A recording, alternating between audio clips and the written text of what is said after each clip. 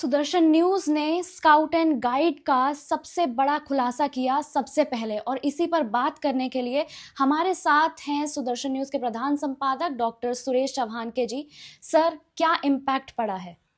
हमने scout and guide का PFI करण या उसको जिहादी फौज बनाने का जो षड्यंत्र जमाते की तरफ से और मौलाना मदनी की तरफ से रचा गया था, उसका खुलासा करने का परिणाम ये रहा कि scout and guide, Bharat scout and guide ने पत्र जारी करके उनको सस्पेंड किया। उनका जो एसोसिएशन हुआ था, एमयू हुआ था, उसको सस्पेंड किया है।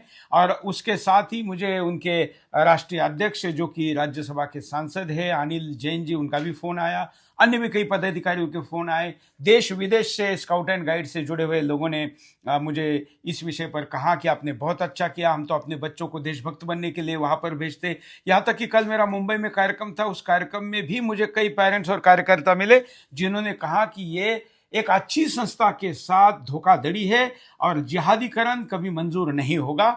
अब ये देखना है कि सस्पेंड तो हुआ है, मतलब ये अभी स्काउट एंड गाइड का नाम तो यूज नहीं कर पाएंगे, लेकिन कार्रवाई का अब हमें आगे बढ़ना है। तो यानी वो खुद भी एक्सेप्ट करते हैं?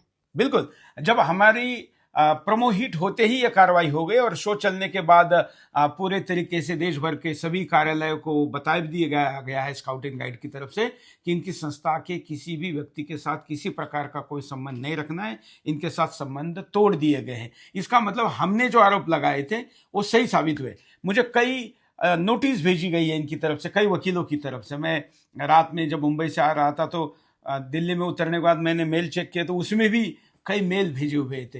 तो इसका मतलब यह है कि ये बौखलाए हुए हैं, लेकिन स्काउट एंड गाइड ने हमारा आरोप स्वीकार किया है। लेकिन सर, ये खुलासा हुआ और आपने बताया कि नोटिस भी आया, मेल्स आई, कॉल्स आई, लेकिन अब सवाल है कि आगे क्या? आगे ये है कि इस प्रकार का दोबारा दूसरे किसी संस्था में घुसपैठ नहीं होनी चाहिए। इसके लिए बाकी ऐसी संस्थाओं की भी खोजबीन बाकी लोग भी करें। सुदर्शन ने एक उदाहरण प्रस्तुत कर दिया है कि देश की इतनी महत्वपूर्ण संस्थाओं में घुसपैठ हो सकती है। दूसरा यह करना है कि राष्ट्रपति के कार्यक्रम में जमाते जो कि वंदे मातरम का विरोध करता है, जो कि देश में जिहाद करने की बात करता है, उनका काडर था। ये काडर पीएफआई का काडर है। मैं अब इस स्टोरी को एक्सटेंड कर रहा हूं, आगे क्या एक्सटेंड कर रहा हूं कि इसमें पीएफआई ने स्काउट एंड गाइड में घुसपैठ की हुई है और इसलिए इसकी जांच हो। राष्ट्रपति के कार्यक्रम में, योगी आदित्यनाथ के कार्यक्रम में, जिनका कि जो सिक्योरिटी लेवल है वो एकदम अल्ट्रा हाई लेवल की सिक्योरिटी जिनकी है, उनके कार्यक्रम में घुसपैठ हुई है। तो इसका मतलब है कि इसकी जांच हो कि ये किसने किया है, ये नौकरशाही जिहाद है, क्या है। ये अब मेरी मांग है और पीएफआई की घुसपैठ की मांग, ये दो जांच इस विषय में होनी चाहिए और बहुत कुछ निकलेगा। हमारे पास भी बहुत कुछ है, अभी तो हमने पटाखा फोड़ा है, अभी बम फोड़ना बाकी है। तो अभी हमने बात करी डॉक्टर सुरेश चौहान के जी से और उन्होंने बताया कि कैसे उन्होंने खुलासा किया, और ऐसे और कई स्काउट एंड गाइड पर खुलासे देखने के लिए देखते रहिए सुदर्शन न्यूज। लाइक, शेयर और सब्सक्राइब जरूर करें।